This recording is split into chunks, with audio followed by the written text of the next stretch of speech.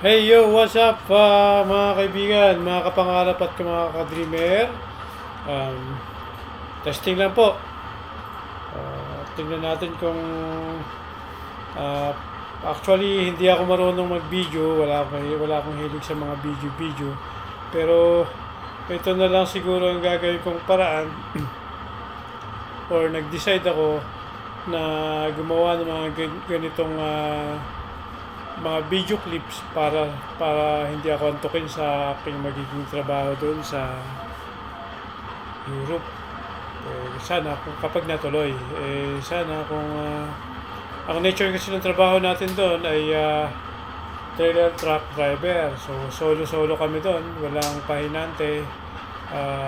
So ganyan magiging antukin tayo doon. Or para makatagal tayo sa biyahe at makalaban tayo sa mga antok. Siguro ganito magbi-video recording na lang ako para meron din tayong parang sabihin na natin parang meron kang kausap or nagsasalita ka kaharap ang camera pero hindi scripted. So ngayon pala kaya ako ginawa rin ng video na to para ma-inform ang mga kaibigan natin na mga kagaya ko na nagsisimula pa ng mangarap na makapagtrabaho sa ibang lugar. So yun lang, testing lang muna yan. Abangan nyo po ang next video tungkol sa pagkuha ng BLS appointment para dun sa may mga working permit na at endorsement letter.